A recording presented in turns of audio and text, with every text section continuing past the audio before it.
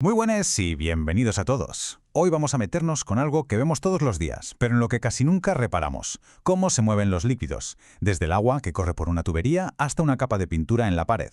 Resulta que hay una manera de predecir su comportamiento con una precisión asombrosa, y hoy vamos a ver cómo se hace.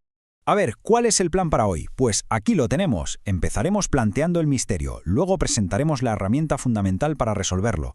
Seguiremos una especie de receta paso a paso que nos va a llevar de la pura teoría a una ecuación con la que se puede predecir todo.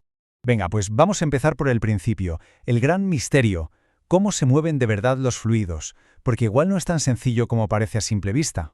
Uno podría pensar que, no sé, en una tubería todo el agua avanza en bloque, ¿verdad? Como un pistón. A eso se le llama flujo tapón. Pero la realidad, al menos en lo que se conoce como flujo laminar, es mucho más interesante. Fijaos, las moléculas que están pegadas a las paredes se frenan, casi se paran, y la velocidad va aumentando conforme nos alejamos de esa pared, creando esta forma curvada tan característica. Y aquí viene la pregunta del millón. ¿Hay alguna manera de predecir con matemáticas la forma exacta de esa curva, para cualquier situación?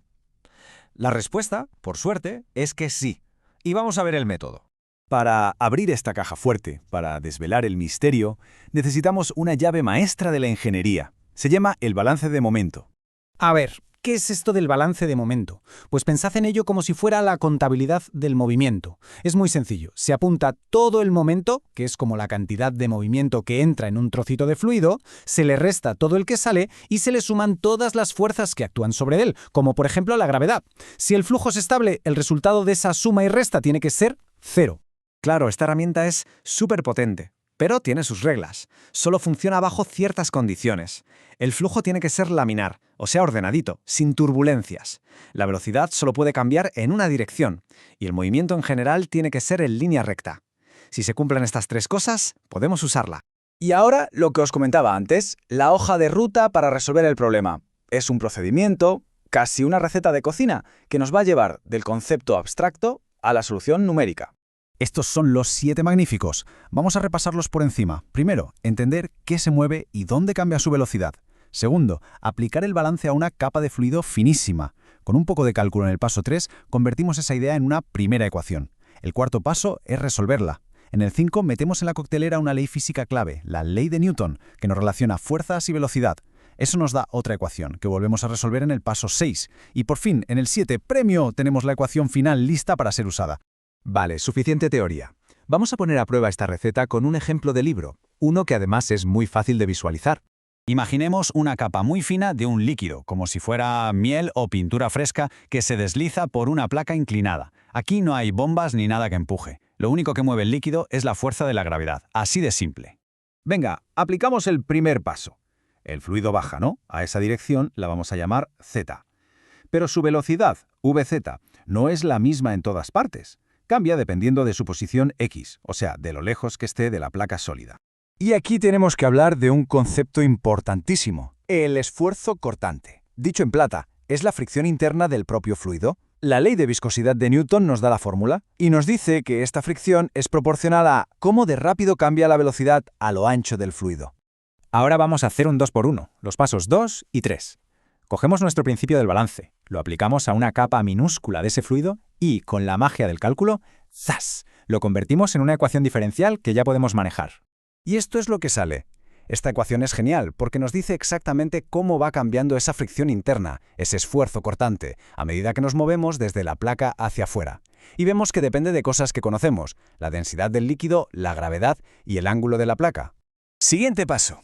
El 4. Resolver la ecuación. Para ello, necesitamos hacer una operación matemática que se llama integrar. Pero ojo, para poder hacerla necesitamos conocer algunos datos de antemano, como unas reglas del juego. Son las condiciones de frontera. Y por suerte, tenemos 2 pistas que son de cajón.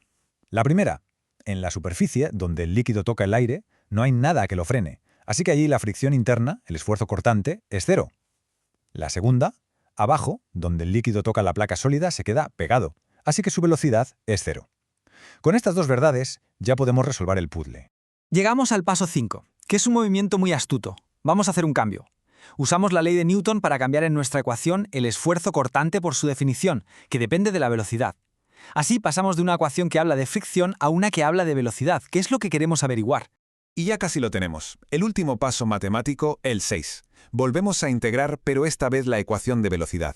Y usamos esa segunda pista que teníamos, la de que la velocidad es 0 en la placa, para encontrar la última pieza que nos falta.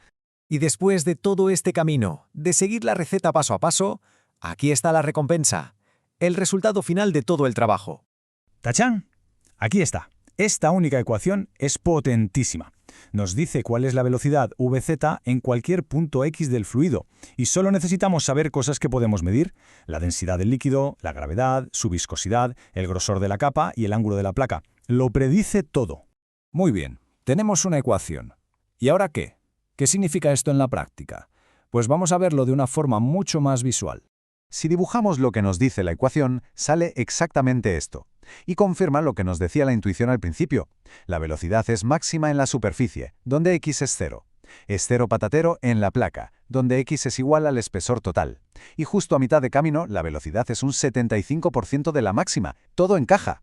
Y esto nos deja con una reflexión final. Hemos usado un balance de momento para predecir cómo se mueve un fluido, pero es que esta idea de hacer balances es una de las herramientas más universales y potentes que existen. Se puede aplicar a casi todo, para predecir cómo fluye el calor, cómo se mezclan sustancias químicas. Es una de las grandes ideas de la ciencia para entender el mundo que nos rodea.